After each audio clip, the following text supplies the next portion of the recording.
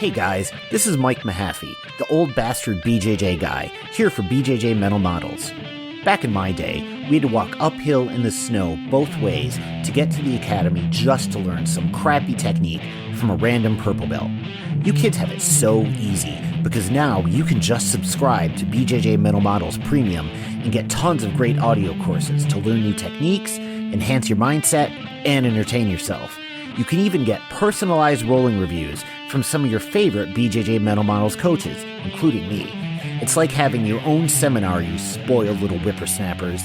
So what are you waiting for? Subscribe to BJJ Mental Models Premium right now, get off my lawn, and go train.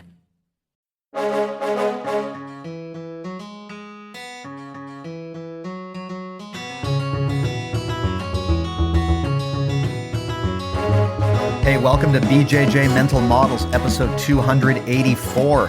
I'm Steve Kwan. BJJ Mental Models is your guide to a conceptual and intelligent jiu-jitsu approach. And today, for the first time, by extensive listener demand from our premium community, we've got Beatrice Jin here on the line. Beatrice, how's it going?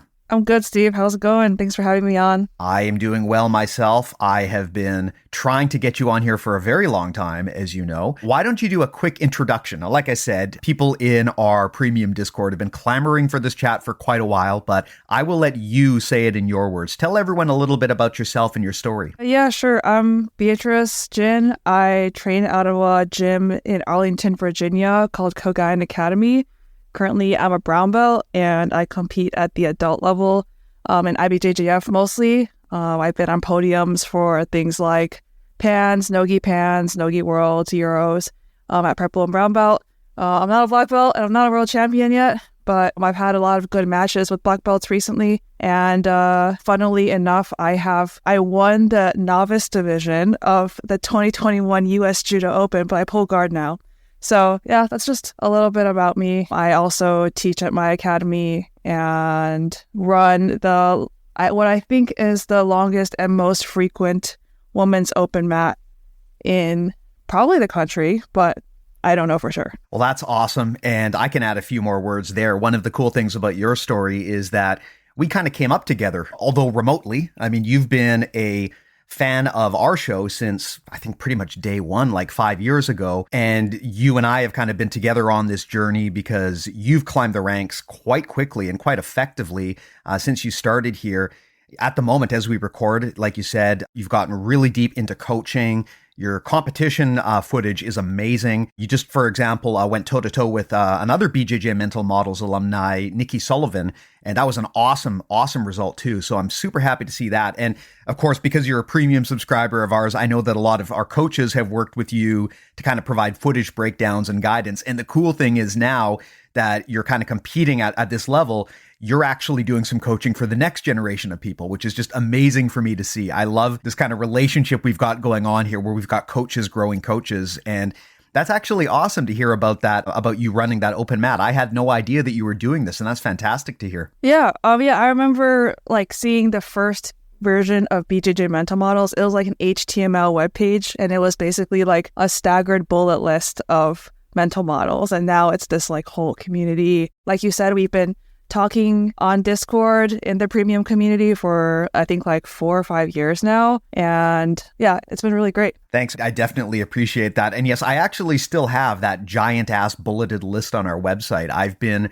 meaning to clean that up and make it a bit more accessible, but it's just so much work. You know, you've got a whole, almost like a wiki there of jiu-jitsu concepts. It takes a long time to write that stuff and to update it and to make it look nice and structured well. So that is a project for me. But the topic today that we wanted to discuss, I wanted to specifically have you on here because I know this is something you have thought deeply about. I think you're probably the poster woman for people who deal with this kind of problem. And it's also one of our most requested issues that people want to talk about. And that is, there's a few different ways you could call it. I refer to it as tactical meanness, but I think your name might be better, which is just stop being nice.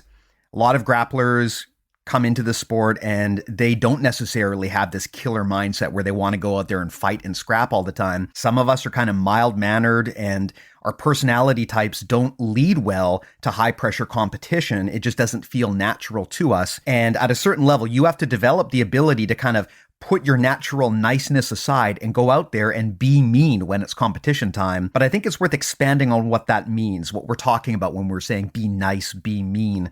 So with that said, Beatrice, I know that you've put a lot of thought into how to organize this conversation. I'll turn it over to you. Like, what does niceness look like here? And when we're talking about how we train on the mats, how does that manifest and what kind of situations can that cause? Yeah, so I kind of like wanted to break this down into a bunch of facets because I feel like there's a very literal way of discussing what's mean and nice, which is just saying like, are there techniques or like ways of sparring that are mean or nice? But I also think like the more complicated conversation that people are having with themselves and maybe with their training partners is like that figurative social discussion where asking like, should I be letting people work if their level is a lot lower than me? How mean or aggressive should I be in training if I want to be training for a competition? But like, how can I train not so hard that I burn out and potentially hurt my training partners? There's also like being nice, where I feel like a lot of maybe lower belts or just when you're being approached by someone much higher level than you, where we feel bad about going really hard, either because it feels like we're going after somebody just because their level is higher. And there's also like the opposite, right? Where like, are we being mean if we like, take advantage of a lower belt by like really beating them hard? Is that considered mean, or is that just showing them that jiu-jitsu works? And then the final facet would just be like a little bit more gendered approach that I feel like some women are asking, which is like, do I always need to be nice to other women who step into the gym? Because a lot of the times women are the minority. And, is it our duty to help lower belt women or beginner women onto the mat? Or is that a responsibility that needs to be shared by everyone, regardless of whether they're men or women? So that's a lot of like, niceness and meanness that we can discuss. We can like talk about like the techniques first. I feel like that's the most straightforward. And then we can like talk more about the figurative and like social aspect of it. Yes, let's do it. And I think that mean techniques is a good place to start, because at least when I check social media sites like Reddit, this is a question that always seems to come up. Someone did this to me. Is this mean? Or I did this to someone else. Is this mean? And that raises a whole conversation about, well, is it mean? And also, what does it mean to be mean? And is that even a bad thing? So let's talk about that then. Mean techniques. What does it mean to you if a technique is a quote unquote mean move? And is that even a bad thing? If it is that something that we need to worry about, or should we just allow everything? Yeah, so I think I'm mostly in the camp of there are no such thing as mean techniques, only mean applications, which is just saying like basically any technique that is not flying body weight. So that includes like even like flying knee cuts, but mostly like scissor takedowns or we're jumping guard, jumping submissions. Anything besides that, I don't think like necessarily that those should be off limits, because like personally, I abide by the rule that like just if you can't hold someone in the position to submit them, then you're not good enough to do the submission, right? So basically that means you can do any technique as long as you can control it all the way to the end of the execution. Craig Jones is like really big on this, where he will have his students be in a fully extended armbar and just hold it there. And if you're unable to hold like that spiderweb armbar position, then you shouldn't be hipping into the armbar really hard. And I think this applies to like everything, heel hooks, ankle locks. And obviously I feel like there are exceptions where, if someone has neck surgery, you shouldn't stack past them. Or if you're like 180 pounds, you shouldn't Peruvian necktie a 110-pound girl, because again, that's falling body weight on somebody. But yeah, in general, I feel like there are only mean applications, no actually mean techniques. Does that make sense? Absolutely makes sense. And I'm inclined to agree. We have in our minds these notions of what a mean technique is, like a heel hook or a twister or something like that. Honestly, I've never been injured by one of those quote unquote mean techniques. And I think it's because when you're training with an experienced person, they know that's a dangerous move, so they're doubly careful. Where I've always been injured is from just a generally normal move where one person was trying to really force it, or like you said, they were relying on body weight or power or speed or momentum to try to make something happen. And I agree with you completely that when falling body weight comes into play or when you are throwing your weight at someone, it is way less safe than if you're doing things slow and controlled. I mean, that doesn't mean that you shouldn't do those flying body weight moves, but just that you need to have a lot more restraint to understand when they're safe and when they're not. So what you say tracks exactly with my experience, that it is more about the application than it is the move itself. Yeah, I think I agree with that. So I have a question for you about this regarding experience levels. Do you think that the way that you think about this should change depending on how much time you've been on the mats and how experienced you are? And I bring this up because, like I said, I have been injured by a lot of very, very basic moves in the past. And when that happens, it's usually against a white or a blue belt. And so I wonder, does your strategy on this need to change or evolve as you get more experienced? Is it something that beginners need to especially be aware of when it comes to trying to force things too hard? Honestly, I feel like it's getting harder for me to relate to being a beginner, but I know that, like, for example, when I'm going against beginners and let's say like we've agreed to do leg locks, in a lot of leg locks, if you turn the wrong way, you could injure yourself, right? And it won't necessarily be the person who is applying it, the submission hold's fault. But knowing that, like maybe a white or blue belt might not know which way to turn, like I'm always ready to just let go of the submission. I don't think there's like any need to prove to the white or blue belt that you turned the wrong way by letting their knee snap, right? You can like discuss that later and like use your words. But whenever there's a skill discrepancy, you should just assume that the lower belt doesn't know everything that you know, and also that you don't know everything that they know. Right. So I just feel like if you approach everything with, an appropriate amount of caution, ideally, none of these mean things should happen. I do think like everyone should just agree, unless you like explicitly say to your training partner, I want to work on flying triangles today. You shouldn't be like sending flying triangles. I would say like those are like, that's kind of like reserved for when you're preparing for maybe a competition where you want to use something like that. That then the person can be aware that, oh, if I extend my arm all the way out, someone's hips might fly towards me and armbar me in midair. But yeah, otherwise, I don't think like it's necessarily even a problem of two people's different experiences, just two people's difference in knowledge and expectations of how a roll is going to go. You bring up some great points there. There really is this curse of knowledge problem as you get more experienced. You forget sometimes that beginners don't know all of the things that a more experienced person may do, and things that we may just assume are common knowledge. Sometimes we take that for granted, especially against new people. I remember I was sparring with a very, very new white belt, and I had them in a fully extended armbar, and I was just sitting there, and I put a bit of pressure on, and they weren't tapping or anything.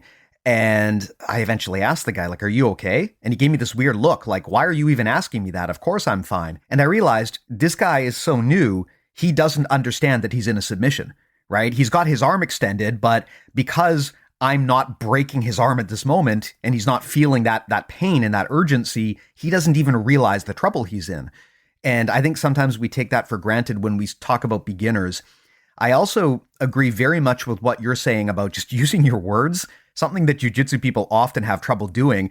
Everything should be consent-based in jiu-jitsu. And as long as your training partners know what you're going to do and they can consent to it, I think it's fine. You brought up a great example about someone who has a bad neck, right? If you know that someone has a bad neck, you just take those elements like a stack pass out of the game and you do other things. As long as both people are getting what they signed up for in a roll, I think it's fine. It's where you surprise people with a technique they're not ready for that things get a little bit dicey. Yeah, and actually going back to like that skill discrepancy thing, one thing that happens a lot to me that I also see happen a lot, especially when people just join jiu-jitsu, is a white belt, especially not just dudes, actually, like everyone in the closed guard, they will post their hands on someone's neck and try to get out of closed guard or choke from the top of guard, right? And everyone says not to do that because you're exposing your arms to an armbar.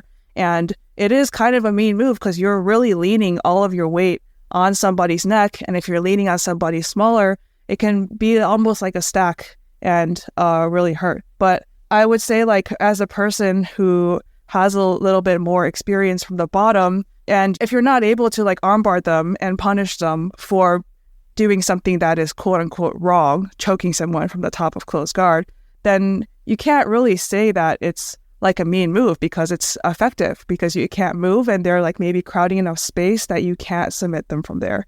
So I would say like before we consider a move mean, we should consider like, is it mean because like we can't defend against it, or because we haven't created the right frames and defense? Like we can't just accept something as mean because we societally agreed it was mean, right? It should be mean because we're taking advantage of either like a large skill discrepancy or level of athleticism expectation difference, and not just because we said it is. Yeah, good advice. I think it's also important to keep in mind the context of the situation. If I am sparring with someone who is just starting jiu-jitsu, I'm not going to try to smother tap them or do something like that, or do Rob Bernanke's roadhouse choke on them, right? Because I don't want to trigger a trauma response in that person. They don't know what this stuff is. And I have to be mindful of, if I traumatize them, they're not going to come back and I lose a future training partner. And we also violate really the main goal of jiu-jitsu, which is to help people improve their lives. Whereas if I'm sparring with a purple belt and, they know what they're getting into, absolutely I'll go for smothers and other discomfort-based strategies. But I think a lot of that, like you said, is context dependent. You always need to put yourself in the head of the person you're sparring with and understand what their goals are and what they're probably going to be comfortable with and what they won't be. But like you said, the gold standard is use your words, right? If you don't know, just ask. And of course, if you have something that you're not comfortable with, maybe due to an injury or past trauma, really the onus is on you to explain that to the other person rather than assuming that they can read your mind. Yeah. I mean, like ultimately, I think probably this whole podcast can be boiled down to use your words. But of course, like there are situations where maybe we're not comfortable speaking up to, a higher belt or maybe the instructor, or maybe we don't want to speak up because it'll seem like we're complaining or, trying to make an excuse. And that's why we have to have this whole nuanced conversation. Yeah. And beginners especially probably don't even understand that they need to do this. Because again, bringing up the example I brought up before, a beginner is not going to know what a smother tap is. So day one white belt is not going to walk in and say, hey, just letting you know I have PTSD and I'm claustrophobic, so please don't smother me. They're not going to ask that because they don't even know what a smother is. So to some extent, when you're in there with an absolute rookie, the onus is on you to give them some guidance about what jiu-jitsu is before you go in and try to just crush them completely, I think. Now, the next thing I wanted to maybe expand upon is talking about the training environment. So we've talked about individual techniques, but let's talk about training strategy as a whole. I guess I would ask, what is your strategy as someone who competes a lot when you go into the gym? When you roll, are you always rolling in like competition mode, or is that counterproductive? Because this is very much a balance that a lot of competitors have trouble striking. When do I go in there and tone the intensity down versus when do I go in and try to simulate competition rounds? I would love to get your thoughts on that. Yeah, so I actually haven't had to have the self-conversation of whether I should be nice or mean with myself for a while now. And I'm very lucky that I haven't had to think about it, because I've been training with people that are relatively close to my size and level. And when you have like this equality of expectations, I feel like you kind of give each other permission to go as hard as you want and also match the intensity because you know each other's goals, right? So most of the time, I would say, honestly, because I'm training with somebody with similar goals and intentions as me, I'm kind of in like competition mode almost every day, at least for a few rounds. However, there are times where rotating in like positional sparring or just in an open mats where I can be sparring with someone whose level or size is way higher than me. And sometimes I'm going with beginners with maybe only like 1 or 2 years of experience. And so I feel like that's where more of the nuance in conversation comes in. So something I would love to hear your thoughts on is how that changes when you're going with beginners versus advanced people. My experience when training with beginners has been that one of two things is going to happen depending on their mindset and their mentality. Either number one, they're going to just freeze up and let me do whatever I want because they see I have a black belt on and they just basically kind of defeat themselves mentally. Or number two, they're going to decide they want to kill me and they're going to go 110%. And, of course, the flip side applies as well. When you're a beginner, how do you roll with the more senior ranks? But share your thoughts on this. Tell me what you think. I think I'm mostly in the camp of not letting people work in general, but that comes from a very specific perspective of being a 135-pound woman in a room of usually men or like mostly men, and usually being the smaller person in the group. But even when I'm going against, like, let's say a white or blue belt woman who is smaller than me, I am still not a big fan of letting them work because I feel like I have more to offer them than giving up side control. Like, I don't mean this to sound arrogant in any way, but I do feel like it's like, for example, I really like playing Barambolos and crab rides and K-guard, and I don't feel like probably most of the people that those beginners roll with are going to be playing those guards against them. So I would rather give them a good look, more involved open guard, and also be able to work on my game and more maybe like unexpected reactions from these grapplers than to give up side control and let them work on Americanas from side control. I don't really think that makes the most productive round. I also remember this time when I had just been promoted to blue belt, and like all blue belts, I thought I was awesome because I had been promoted to blue belt. And at the time, most of my training partners were white belt dudes because our school was like relatively new, and that was just a student body we had at the time. And I remember like asking my coach, I was like, should I go easy on the white belt guys because I'm a blue belt now? And I remember my coach, he kind of like, I mean, like he didn't like openly laugh at me, but I could feel like he was, you know, like he could like see that like I didn't really have a good perspective on this yet. And he told me I should never go easy on guys, right? Like as a woman, like there is definitely a turning point like 6 months into jiu-jitsu where most guys your size are going to start to give you like a really tough match, and you should protect yourself at all costs. And I learned that really early. And so ever since I've been a blue belt, I've kind of just been like giving my best in each round. I try never to give up position, not just because I want to be good at competing and not conceding any positions, but it's also because I feel like it is a form of protection, especially in a room where I'm one of the smaller people. Yeah, that's an interesting perspective for sure. And I think a lot of bigger folks, especially guys, have trouble understanding that scenario. You know, when you are a black belt and your training partner is a black belt, at least for me, I don't really feel like there's a safety risk because I know the level of experience and safety that I'm dealing with. If I'm rolling with a 300-pound black belt, I mean, yeah, they're probably going to wind up squishing me, but I know I'm not going to get hurt doing it. It's going to be a controlled situation. Whereas it's very different when you're on the novice end of the spectrum. And if, you know, common Q&As on Reddit or any question, men always have trouble understanding what is the right way to spar with a smaller woman so that both people get benefit out of it. Because on one hand, guys are often afraid of causing injury, but on the other hand, they're often afraid of just doing nothing and making the role unproductive for both people.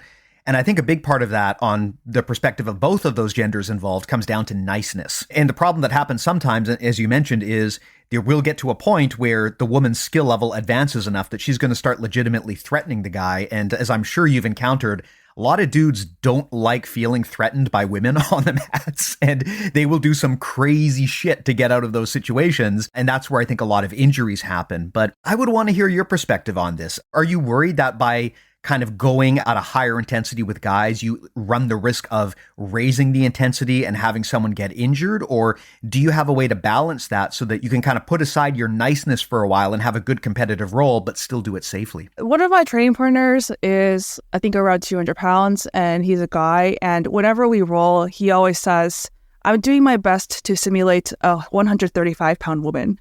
And I think it's really nice to go with people who are trying their best to like understand my perspective, but like on actually how to do that, I think when I roll with bigger people, especially if they're more skilled, I find it kind of a courtesy when the larger person pulls guard, right? I think the largest injury risk when you're going with someone bigger is when, like, for example, your butterfly hook is bearing the weight of someone twice your size. And if they drop on that to either body lock or just like one of those like smash pass hip switches, that can be maybe like very dangerous or like at least hurt a lot, right? Whenever I'm the bigger person, which is not super often, but when I am, I like to pull guard, not because I'm just a butt scooter, but because I feel like that kind of offsets the advantage of gravity, right? And, you know, people who are smaller often on top are very fast and they're able to fit into small places. So that is also a good opportunity for the larger person to work on guard retention, to have like really good elbow-knee connections, to have frames that are like really solid. You're not just benching someone away, but you're covering all of the space through which someone can pass in or around, right? And then the last thing is just one of the ways that I like training with larger people, especially ones with skill, are like just doing like leg lock positionals, because that's one of the things that neither of you have to use a lot of athleticism. It's really just like a matter of clamps and wedges and leg pummeling, and you can still have a very technical and productive round, both sparring and drilling, and you could both get a lot out of it without pretty much any injury risk. Now, here's a question for you, because you're right. A lot of larger people will try to be kind of nice to the smaller person and pull guard. And that allows the larger person to work a position they probably don't get enough reps in. It also allows the smaller person to work on top against a bigger person, which is maybe a situation they don't get enough practice in. But I always wonder, when you do that, do you run the risk of kind of creating, I don't want to say a self-fulfilling prophecy, but do you run the risk of denying people the opportunity to train the most likely problems they're going to find? So as a smaller person, the reality is most of the time I probably would wind up on the bottom against bigger people. So yes, it's scary being on the bottom against a larger person, but it's also the most likely scenario that's going to happen, right? It's unlikely I'm going to be able to Uchimata someone that weighs 100 pounds more than me. The more likely situation is either they take me down or I just sit down. And to some extent, you can only really get good at something if you actually train that thing. So I wonder, if we let the big guy be nice and sit to the bottom, are we denying those smaller people the opportunity to work this very important skill set, which is how do I defend from the bottom against a larger opponent? That's a really good question. I feel like when you want to work on a weakness, it's especially one where like it's like a smaller person against a larger person on top. I feel like that's a skill that, if at all possible, we want to scale from little to large, right? So like if I wanted to work on my guard retention, I want to make sure that it works against someone who is 15 pounds heavier than me. And then after that, maybe I'll go against someone who's 30 pounds heavier than me. And then maybe I'll get up to like, someone 50 pounds heavier than me. And then that'll probably be like my limit, right? Especially as a competitor, because, most of us competitors, we are in a weight class. So it's not super useful to go beyond like maybe 50 pounds, I would say, if we're going to open class. But I don't think I do agree with you. You definitely have to work on bottom against a larger person to be able to do that later on in life, right? Like you have to work on the skills to be good at those skills, but they have to be scaled very safely. I know that when I play guard against someone who is maybe, let's say like 50 pounds, that's like the max for me, heavier, if they are able to pass one of my wedges or frames, like I know the punishment for me is really, really bad, which means I'm going to be pinned in the bottom of side control. And if I leave a hook dangling, like my knee might feel really bad the next day. So I think a big thing when you're training with big people and you haven't necessarily scaled to like perfect guard retention, God level yet, is also knowing when to bail, right? Like, of course that takes practice, but knowing that, okay, if I give up my guard, I can go directly into the bottom of side control, but I'll have my frames in so that they're not going to blast Americana. Or I know that if I go to turtle, none of my limbs are going to be fully extended, so there's no injury risk there. I can stay in turtle. I can even get my back taken and choked out, but I'm not going to be injured. So at least everyone in my school is like pretty big on turtling. We're all like, if you're in danger, you should just turtle, and you can find a way to recover from there, but it's a really safe place to be. You can even stand up if you have to. A lot of people don't expect you to stand up, but just having all of those tools ready so that if danger presents itself, you're ready to bail. That's good advice. And something that people don't often talk enough about is the trust and comfort relationship you have with any individual partner. So if I'm in there, for example, with someone that I've been training with for years and we've got a good cadence and I know they're safe, I will be willing to be experimental and take risks and do things that, might have some degree of risk to myself from a health and safety standpoint. But on the other hand, if it's, some MMA dude who is a jiu-jitsu white belt and he's showing up and I've never sparred with him, I am absolutely not going to do anything that could lead to a risk of injury for myself, at least not in the first roll until I've had the chance to feel the person out. So often what I will do, and I mean, this I'm sure will be no surprise to you, Beatrice, is I will turtle, or I will sit there and kind of play like a seated guard where I don't really do much. I just kind of let the person do whatever they want and try to have them slow down to my speed and feel them out. Because you can feel if the person is safe or not. And if I am sparring with this person and I realize this person really wants to win at all costs, like they will rip my head off if they can, that's going to inform the way that I roll. And I am going to use hyper defensive motions and just try to keep myself safe. Or if I feel like that even that can't be done, I'll stop the roll. But if on the other hand, they kind of see what I'm doing and they slow down, and then I realize, okay, I can trust this person, then I'll start getting into the situations where maybe I'll take a bit more risk. And by risk, I mean leaving things dangling. So if you shoot a double leg, for instance, you're leaving your head exposed and a really aggressive person could clock you in the face by accident. Or if with a lot of guards, if you've got your legs extended or intertwined around them, if they do a big explosive movement, you could get injured. So I only do that kind of stuff if I realize I have faith in this person's technique and I don't think I'm going to get hurt doing this. Yeah, I totally agree. I take the same philosophy when I go to open mats. Like, it'll take me probably 2 or 3 rounds to get a feel of how willing is this person to go at whatever intensity we're choosing. And that's when we'll actually start to have a role that could maybe like be considered mean from the outside perspective, but it really just means that we're like going very hard and like getting a lot of work in, right? That's also a reason why I don't mind training with the same people over and over, because as long as we trust each other, we can go hard. And when you go hard, you're getting like realistic competition imitating kind of reactions. And that's like kind of training that I'm looking for. So I don't know. I think a lot of people go by the philosophy of like, you should get as many looks as possible across the board. And I think that's like a perfectly fine way to approach jiu-jitsu, but I also feel like that could be a little bit risky if you're rolling with new people every single day and everyone has a different style and expectation and goal. Whereas if you're training with the same, let's say like 10, 15 people every week, then you kind of know what everyone wants, how mean or nice everyone wants to be or can be. And that's when you can like look for the type of training you need that day. Yeah, I was actually just at a seminar with Rob Bernacki, and after the seminar, we did some rolling, and Rob said, I'm going to roll with some black belts first so everyone can watch and so that they can understand what seminar rolling is supposed to look like, right? When you've got a traveling guest here and they're going to get shark tanked by 40 or 50 people that they don't know, it's a scary situation for a seminar host to be in because, look, even if your jiu-jitsu is technically better, all it takes is some giant white belt to freak out and twist your knee and, you've gotten injured for really no benefit.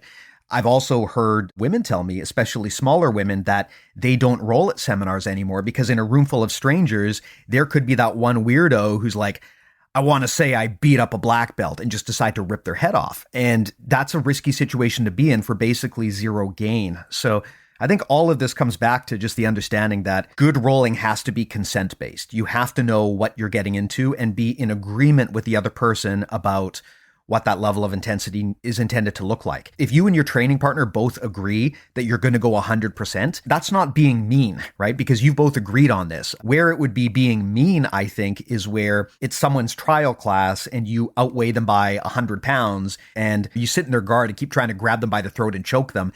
That I would consider to be mean. But it changes, of course, if it's a more experienced person. So again, I think consent and communication are the things that differentiate whether something is mean or not. Yeah, I totally agree. I always wonder, Craig Jones puts out a lot of videos of him beating up people at seminars, and I just wonder how many of those people are really coming after him, or if he just posts the ones where, he's like having fun, because that seems really hard to do over and over and over. But like, luckily he's like a 200-pound dude. But yeah, I don't know. I don't know what other women do at seminars.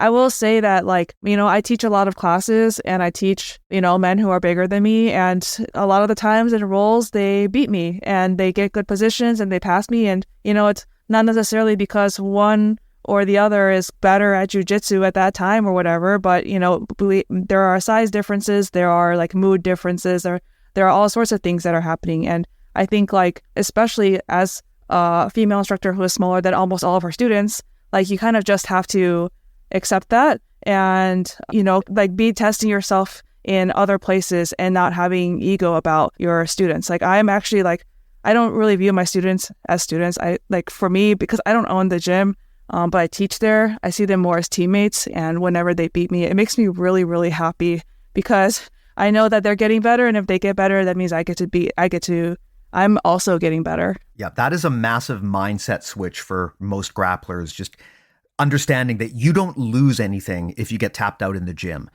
If you think you do, that's just on you. But really, we are a team together. And if I, as the black belt, am rolling with people who, used to be blue, purple belts, and then eventually they start actually catching up to me, I should be happy for them because that means that I have done my job properly. Me as the senior person in the room, I have helped to elevate everyone else to maybe even surpass my level. And as coaches, really, that is what we should want.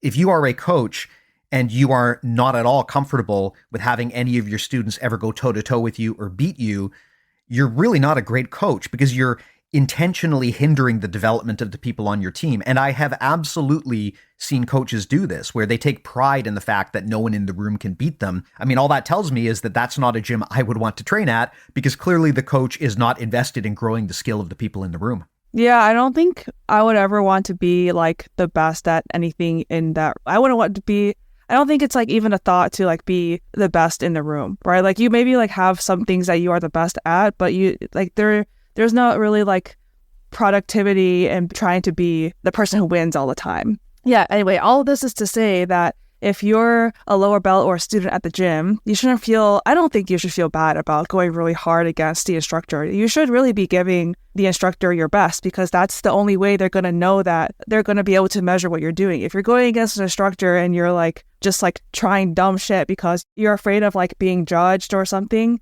I don't think like there's no way of someone to gauge your progress if that's what you're doing. Something else I want to get your opinion on is mindset and how being nice and mean plays into relationships with other people in the gym. So we're getting into things like gym culture, respect, expectations, and norms. I mean, there are people who go into jiu-jitsu and they're 6'2", 230 pounds, and they look like linebackers, and there's a certain level of expectation around those people. But then there's also people like myself. I am a 40-plus desk worker who works in tech, Asian Canadian, and I look exactly like I have described. No one is going to be intimidated meeting me.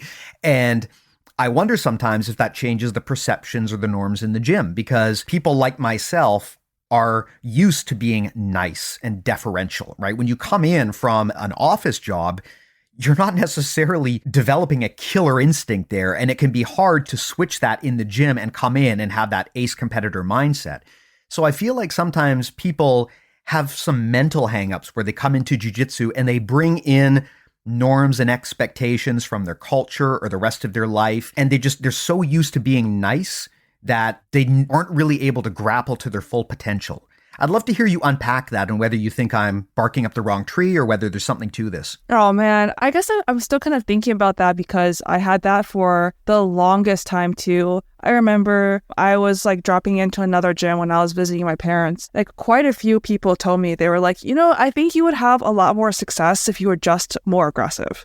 And I was thinking to myself, like, if I'm more aggressive, I might hurt someone. Or if I'm more aggressive, people aren't going to like training with me. And that was like a big hang up I had for a really, really long time. And I was talking about this with a bunch of people. And I remember one girl, she was like 125 pounds. So like smaller than me, one of the most technical people like I've ever trained with. And she said, if people don't like you for being aggressive and doing, like technique, then maybe those aren't the people that you want to train with. And like since then I've kind of adopted that mentality. I think it kind of goes back to what we were saying, like as long as the aggression that you're using is under control, right?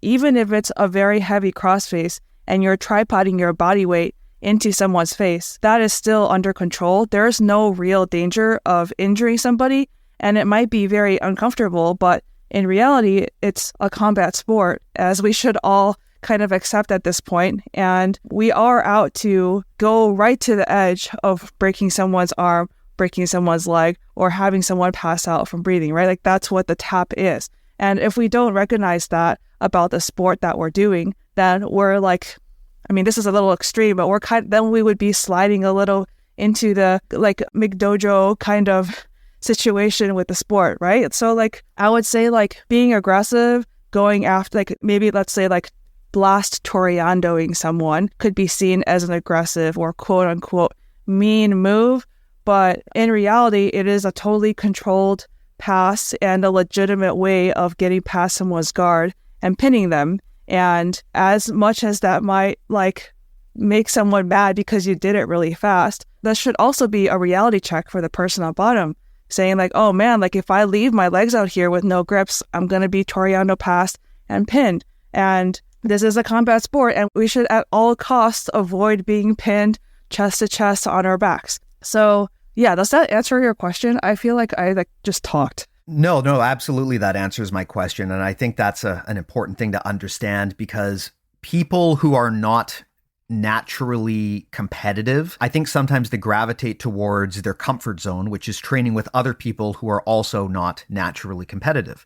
And what you can wind up doing is creating a training bubble where you're only training with people that make you feel comfortable. And so usually that means you're also training with people who are really nice, quote unquote, and they're slow and controlled and not really pushing you. But then sometimes if that person spars with someone who is really trying to work and is using tactical meanness, they might think, hey, this person's being real mean. They're an asshole. Whereas really that person is just doing jiu-jitsu properly, but you'd kind of conditioned yourself to play in nice mode all the time. And when you're always sparring nicely, you lose the ability, I think, to respect and appreciate the importance of people who bring a little bit of meanness onto the mats. I know that I myself have done this, and I run the risk of doing this a lot as someone who, trains recreationally. I'm older. I'm not a full-time athlete by any stretch. I find myself gravitating towards safer roles. And the problem is if you do that, you're kind of eliminating a lot of the people from your training pool that will really challenge you. So now what I try to do these days is I try to find people that I suspect, this person's probably going to beat my ass, but I want to feel that so that I can inoculate myself against that. And I think that is important because, again, there's certain stereotypes and demographics, I think, and cultural expectations of people who are going to come in and they're going to feel like they have to be nice. And although it's important to respect your opponent and to consider their safety, like you said, at the end of the day, this is a combat sport, and if we turn it into just play fighting and there isn't really a desire to win, then I don't think we're really giving people the maximal benefit of what jiu-jitsu is all about. Yeah, actually for the longest time, I played guard because I felt like guard was the least aggressive thing I could do. And I felt like there was no possible way I would ever offend anyone as long as I was playing guard.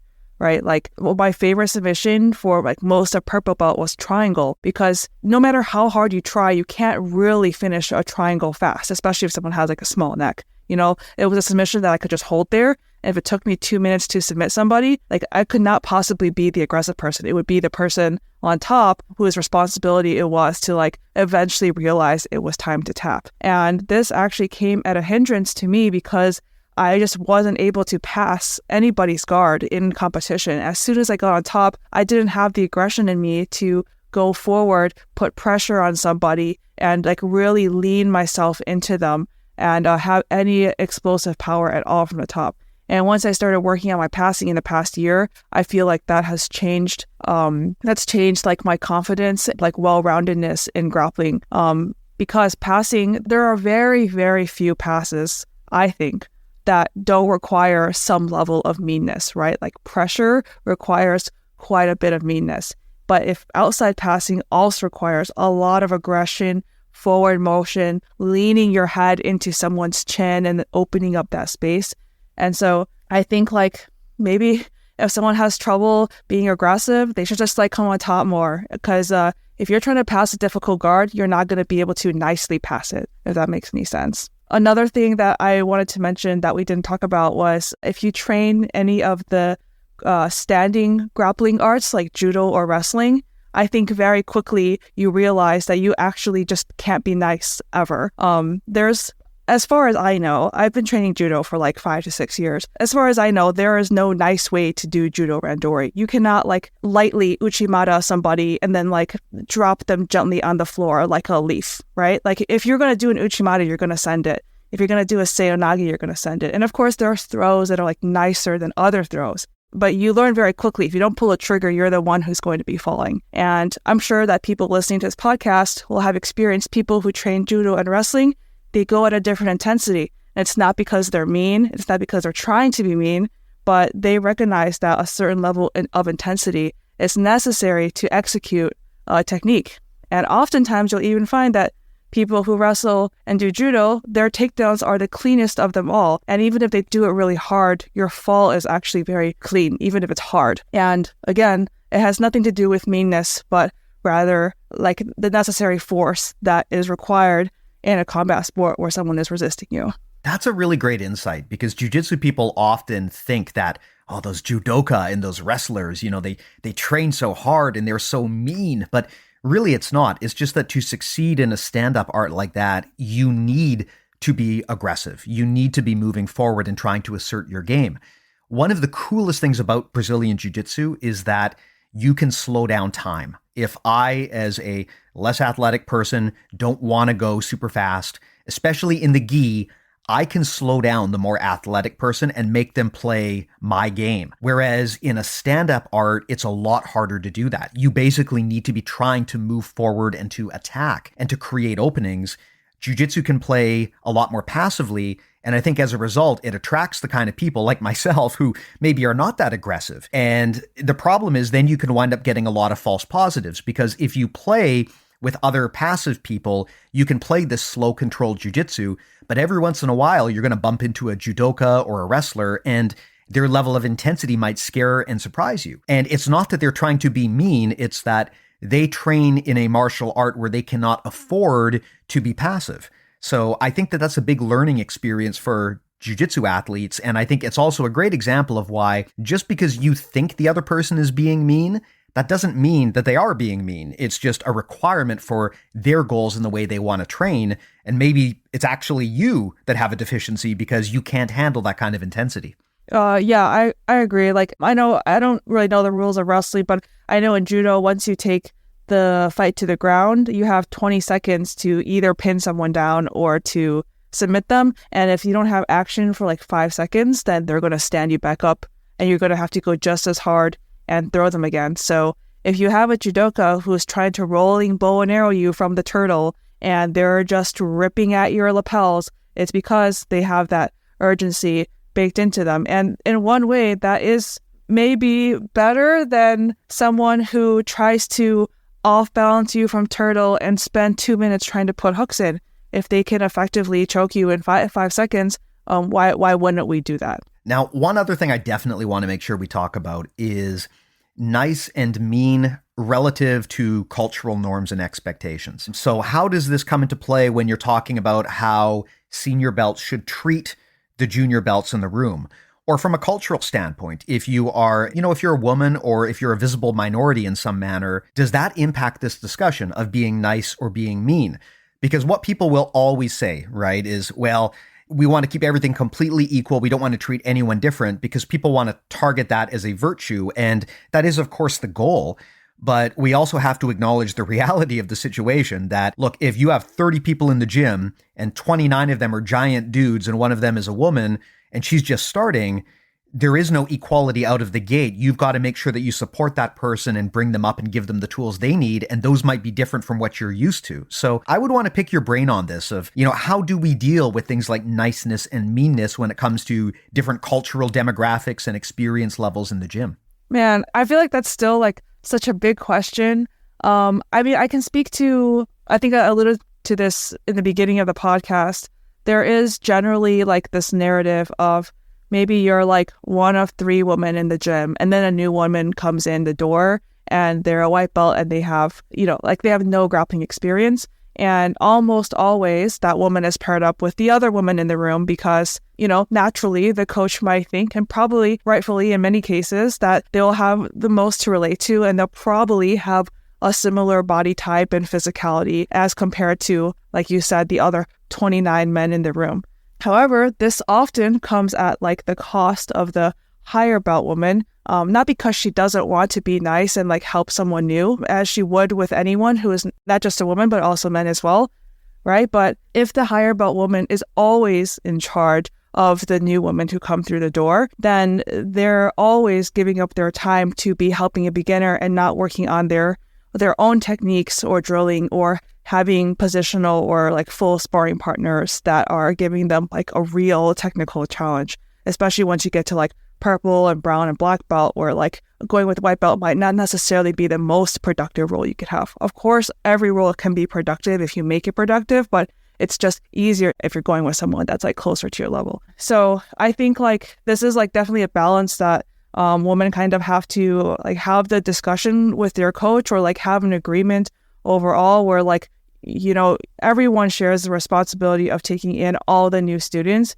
And whether it's a woman or a man, like we all take turns, and it's not always a higher belt woman to take care of the lower belt woman. That's good advice. I have definitely had a similar situation as often one of the smaller and more experienced people in the room. If a smaller person comes in for their free trial, often I am the one that gets assigned to pair up with that person because Steve is experienced, he rolls like a turtle, and probably the other person won't be intimidated or hurt. And that sounds great in theory, but like you said, what winds up happening is I basically wind up working for free for this gym because instead of coming in and getting my training in, I am constantly onboarding new people so they don't get scared. And I do see the value of that, but I think that if you systemize that too much, you run the risk of creating a divide in your classroom between the nice people and the mean people. And I think, like you said, mixing it all in as safe a manner as possible is probably the best approach. Yeah. So actually, one of the guidelines I have for my women's open mat, which happens twice a week, is that I want all of the women who come to this open mat to have approximately at least a year of experience. And of course, if someone has like 3 or 6 months of experience and they want to come, I always say yes. But my guideline is generally at least 1 year, just so that, you know, all of the higher belt women kind of have experienced this at some point, right? Where you are the designated helper. And so when we come to this open mat, I want everyone to not spend a single round having to walk anyone through like what half guard is, or like, oh, I've passed, what do I do now, right? Like there's no like answering questions like that until the end of the entire event, where maybe we could be like, oh, like this happened to me. Like, how did you get this crab ride or knee bar or whatever it was? I think like creating a space where we can all just train really hard and work on what we want to work on is really, really important, because like, you know, no matter how hard we try, at some point we are like the person like taking care of the new girl or whatever it is. And I'm not saying like that's necessarily a burden or like always a bad thing, but just to like offset that a little bit and have some balance in the world, I felt like that was one of my rules for open mat, right? Like we come here for hard and technical rounds, and we don't necessarily like quote unquote like help anybody or like are being extra nice to anybody. Great advice. Great advice. Now, one thing I always want to ask, especially someone in your situation who has a lot of competition experience, how do you flip that switch when it's time to go? If you generally think of yourself as a nice person and you're maybe not super confrontational, you're kind of laid back, you don't have the mindset that is so stereotypical of combat athletes. When it is go time, how do you flip that switch? How do you go out there and be as mean as you need to be to win the match when that's kind of against your own intrinsic nature? That's a really good question. I feel like one thing that has helped me a lot is game planning. And it's not because like I follow my game plan all the time, but it's because I've decided what I'm going to do in the match. I think at least in the first like 3 years of competing, I just went into matches and I thought whatever happens, happens. And usually that meant I will counter whatever my opponent does. And that worked for me a lot of the times, but also it backfired me a lot of the times. And once I started like genuinely studying my opponents and reflecting on like what I'm good at, once I decided that, okay, in this match, I'm going to pull guard. And if I'm not able to get the grips to pull guard, like whatever, like I'm going to look for the outside pass right away if they pull guard, right? Having made that decision helps me like pull the trigger faster instead of being nice and just letting the person get what they want and then me figuring out what to do with it. I think in one way, it was healthy for me in the beginning to like work on improvising and figuring out like, oh, I can create a scramble from this, so I'm safe no matter what happens. But once you get to a level, I feel like if you let your opponent get to their good spots, then you're kind of screwed. So I have been working a lot on trying to bring the match to where I'm good at early on in the match. A big thing I also struggle with, which I'm sure a lot of also people struggle with, is just being a slow starter where the first 3 minutes of your match, like you're kind of like doing your game, but you're also just holding your opponent off, and you're a little afraid to like shoot for a submission or score, because then you're going to have to create a scramble and get tired, and that means you have to be aggressive, and all those things will like mentally hold you back in a match. And again, I think just deciding before you step on the mat what you're going to do and what kind of match it's going to be, I think that really changed how I competed. That is such a powerful way to overcome things like hesitation and lack of confidence when it's go time. The idea you've described is sometimes known as Ulysses Contracts. And the idea is you make the decision in advance and you commit to it so that when you're there in the moment and it's go time, you don't have to think, you don't have to hesitate, you don't have to wonder if you're good enough. You'd already made the internal commitment to yourself that this is what you're going to do. A lot of people email me and ask about how to overcome hesitation on the mats.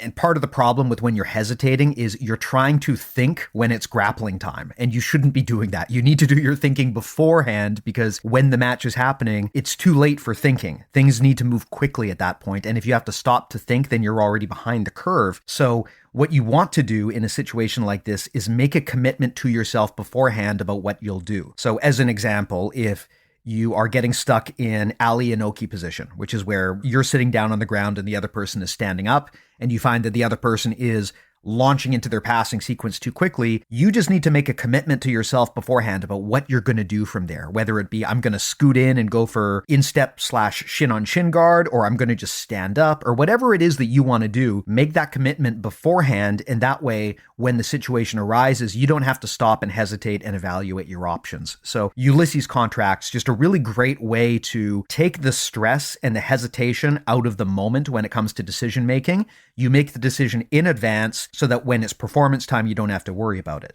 Very relatable example of this is why the best way to eat healthier at home is to not bring the junk food into the house in the first place, right? If you buy a bunch of potato chips and take them home, now it's a game of willpower as to whether you're going to eat them or not. And honestly, if they're in the house, of course you're going to eat them. So the battle is fought in the grocery store. You just don't buy those things. You don't bring those home. And then you're making a decision that future you has to live by. That's the best way, I think, to deal with things like lack of confidence, hesitation, unsure of what decisions to make in the moment. Ulysses Contracts are a great tool for making that happen properly. Yeah, definitely. I think the fewer decisions that you have to make during tournament day, the better. And the extreme example is Nicky Rod on the Simple Man podcast, which, I guess I recommend listening to once in a while. He often says that on competition day, he just doesn't do anything. He doesn't make any decisions because there is, I think, probably a scientific term called decision fatigue, where you only have so many important decisions you can make in a day before you get tired and start making bad decisions, which is why at night, it's really difficult to stop yourself from snacking because you've already gone through like a full day of decision making. And so like, if at all possible, if you have the opportunity to study your opponents, understand their strong spots, and of course, if you had the time and opportunity to reflect on yourself and know the spots that you want to be in, like there should not be an internal debate when you're on the mat, like stuck in close guard. Oh, like what should I do next, right? Like you should 100% be committed to one grip or the other, or one way of getting out or the other. And of course, like there are exceptions where you have to adapt to things. You can't plan for everything. But when you're in the spots that you want to be in, it should not be a question of whether you're going to go for something or not. You should be like pulling the trigger right away. As you know, we've got a new premium series we're launching on confidence, featuring a variety of different high-level athletes as guests. One of the people on that series is friend of the show, Margot Ciccarelli. And her advice was, look, if you're really struggling with a lot of these things, sometimes it can be very helpful to outsource the thinking to someone else. So this is kind of an alternative to a Ulysses contract, I suppose. Well, not really an alternative, but just a different source. Rather than you making the decision for yourself, you are handing this off to a coach, and you're basically letting them do the thinking for you. They tell you what to do, you go out and do it. And I think this is part of the reason why sometimes having a trainer or a guide can be so helpful. It can be challenging to put together your own fitness and diet routine, because even if you have the experience to do so, like you said, Beatrice, decision fatigue is a concern. It's hard to put all of that cognitive load on yourself and then also have to go and execute. But if you can hand that decision-making process off to someone else so that they do the thinking and you just do the action, that can also help a lot, because now that's one level of fatigue that you don't have to endure. You just have to focus on being the doer, not the thinker. I totally agree. I think it's super important to have a very trusting relationship with your coach where you know that whatever your coach says, it's because they see it clearly and they probably see it more clearly than you. And if you don't want to waste time debating on whether to do something in your own head, then you should listen to your coach right away. Because if you debate in your head what your coach is saying, then you might as well be having the debate with yourself, if that makes any sense. So yeah, I totally agree. If you have someone who is able to watch your match and someone you trust who is able to judge your jiu-jitsu, especially in real time, that's a huge resource to have. And yeah, I'm lucky to have a coach like that all the time in all my matches. Well, awesome, Beatrice. Thanks so much for coming by here. But before we tie this up, anything you wanted to mention or bring up that we didn't have a chance to talk about here, or did we get into all of your topics? I don't think so. We've talked about a lot and I'm very thirsty now, and I hope I didn't say anything dumb. Absolutely not. I thought that this was a great chat. And again, thanks so much for coming by. I've been trying to, as you know, I've been hoping to have you on here for quite a while, and I'm so glad that we made it happen. If people want to follow you, watch some of your matches, if they want to train at your gym, if they're in Virginia, how do they go about doing all of that? You can follow me on Instagram. I'm Baron Bozo, so just Baron Bolo with the Z. My gym is Kogaion Academy, KOGAION_Academy. On Instagram. And yeah, I guess if you want to watch my matches on FloGrappling, you could, but I hope you don't, because I feel like every match I do is going to be better than the last. So you can just follow me on Instagram for real-time updates. Yeah, and follow BJJ Mental Models. I'm one of the sponsored athletes. Very, very happy to be so. And also, if you want any analysis of your match footage, I'm also happy to do that through BJJ Mental Models. And hey, what if someone wants some really awesome, adorable jiu-jitsu themed decals that they can stick on their stuff? Where would they go to get those? Oh, if you want jiu-jitsu stickers, you can go to buttscooterjujitsu.com. It is spelled how you think it's spelled. And I make and sell my own stickers. They are awesome. I will put a link to all of that stuff in the show notes so that people can go and check that out. And of course, I will also put a link to our stuff. Everything we make lives at bjjmentalmodels.com. We always try to make sure that every episode is timeless and educational. So my hope is that if you go back and start from episode 1 and listen to everything through, you should get just as much value today as you did from when we recorded. I also suggest that people join our newsletter. You can also find that on the website. It's completely free. Getting close to 10,000 subscribers. I think we'll probably cross that in the next month or two. So that's just an incredible resource as well. In addition to extended show notes from the episodes we have on the podcast, you also will get thought pieces accompanying each episode every week. And beyond that, every once in a while, I always want to thank people for spending their time and attention here with us. So even though the newsletter is free, I often send out free instructionals here and there for people who spend the time to read those. Beyond that, if you want to support us, and I really hope you do, BJJ Mental Models Premium is the way that we pay the bills. It is why you don't have to listen to a bunch of Manscaped and Dollar Shave Club ads on here. We are closing in, I hope, on 600 subscribers at some point. I've got some pretty ambitious goals for how we want to do this. As you know, Beatrice, we spend a lot of time and effort in putting together some, what we consider to be some really top tier educational content. It is not always cheap to do, so your support is definitely appreciated. I would also say that we definitely don't want this to be a charity. This is a product that I'm extremely proud of. If you join, you get access to our audio course library, which is always growing, well over 100 hours of content on there from some of the best coaches in the sport, names that you'd be very familiar with. You also get access to ongoing premium podcasts. We have an amazing one with Emily Kwok. She just interviewed Marcelo Garcia. Put that one in the free feed so that people could get a sample of what we're doing there. So a lot of great stuff there. Beyond that, you can also get direct rolling reviews from people like Beatrice. So if you want to have yourself coached by a high-level athlete and you don't have the ability to do that at your home gym, or you just want a second look, to the best of my knowledge, Premium is the most cost-effective way to get that level of training. And of course, our community and support network. I mean, Beatrice, like you said, you have been a kind of a day one ride or die with us, and I can't thank you enough for supporting us on this journey. We wouldn't have been able to grow as much as we have if not for people like you sharing feedback, being part of the community, and now awesomely being on the podcast itself. So I am so happy to see that. Beatrice, I guess I should turn it over to you. Do you want to do a plug? Would you recommend BJJ Mental Models Premium? Is it worth the investment? Please say yes. I was just going to interrupt and say that, I'm not only a guest on the podcast on the 280th whatever episode. I've listened to all 280 episodes.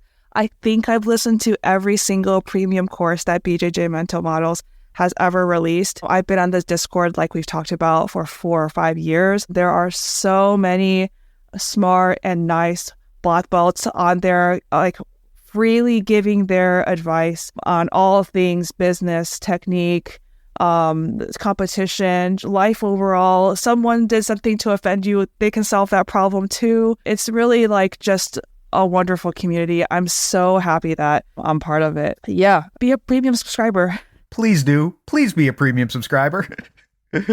But yes, thank you so much, Beatrice. This was a great one. And yeah, like I said, I am so excited to see what you do next. I will say we've had guests on the podcast before who came on as brown belts, and very soon after they got their black belts. We've also had guests who came on and they were not world champions at the time, but they shortly became such afterwards. So I am very excited to be following your journey because I expect good things from you. You're such an amazing competitor and coach, and I'm really excited to see what things are going to look like for you in the next few years. So thanks again, Beatrice, for all your support and for this awesome chat. I really enjoyed this one. Cool. Thank you so much, Steve.